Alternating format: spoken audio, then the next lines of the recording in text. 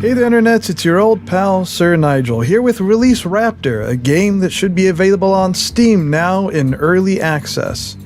In Release Raptor, you play the part of a raptor as you explore a procedurally generated maze, fighting robots and looking for the father brain central computer. I should mention the game dev was kind enough to provide me with a key, so let's take a look at the game.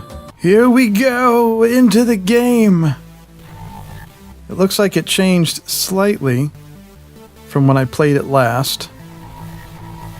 Considering now there's a directive at the top of the screen telling us... I see you down there. Yes, whatever you say. There's a directive at the top of the screen telling us what we need to do. Whereas before... Look at all that. It didn't quite work that way. Before, you just sort of explored around the levels and fought robots as you came to them, and it really didn't matter so much how many robots you fought as long as you got to Father Brain, the central computer. Oh, look at this. Sort of an eating cafeteria area. Screw you chair and screw you chair. Hello, stuff on tables. Not another one. That's right. Take that.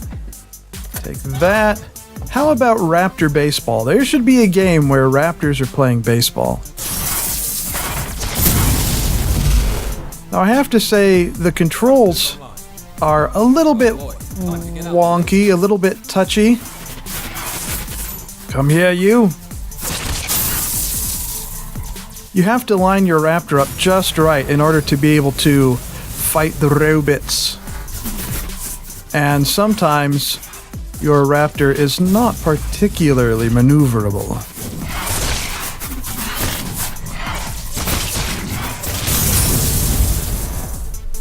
Aha. And it seems to me that a real Raptor would be fairly maneuverable, almost as if they were made out of a magical bendy substance.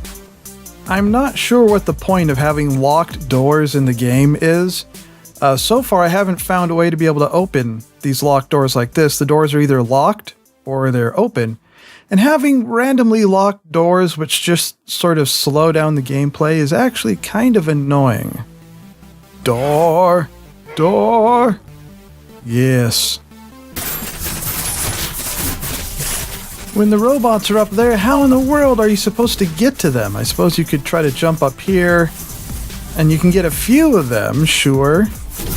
But a lot of them, you can't even quite get to. I guess that's one of the downfalls of games with procedurally generated levels is unless the devs are very careful, they end up building some levels that just don't make a lot of sense. Look at all those robots up there. You know, I suppose you could, climb these stairs here and try to get to a higher elevation and jump off and try to pick them off one by one. But, I really can't be bothered. Games are supposed to be fun, not about just spinning in circles and hitting a jump button. And where the heck are we supposed to go next? Because all these other doors are locked. Hooray. So I guess we have to probably go back in the door we came out. Is this the door that we came out of? No, this is a different area. Oh, look, it's a lovely art gallery. Oh, yes. In the previous version of this game, this is where the central computer would be. A room just like this. And the central computer would just be right here. So I guess in this version of the game, you have to destroy however many robots it specifies before the central computer will appear, I suppose, is the way it works with science. Science! I'll be honest with you, I just can't be bothered to play any more of the game. Before, when all you had to do was find the central computer, the game was okay. Now that you have to take out a certain number of robots first, often with rather annoying placements, it's just a big pile of meh. The game does have potential, and the graphics are decent, though further optimization would be grand.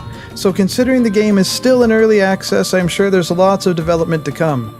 My advice would be to make the game smoother, less fiddly, add more variety in game modes, and focus more on the humor of the game, like the humor the robots display. If the devs did that, the game definitely has some potential to be fun. Well, that's gonna do it for this video. I hope you enjoyed the video. If you did, rub-a-dub-dub on that like button, hit subscribe if you haven't already, because that's an amazingly wonderful thing to do, and you're awesome if you do it. Tune in again next time for more videos, and remember, if you tickle the Yeti, it might just tickle back. Oh yeah!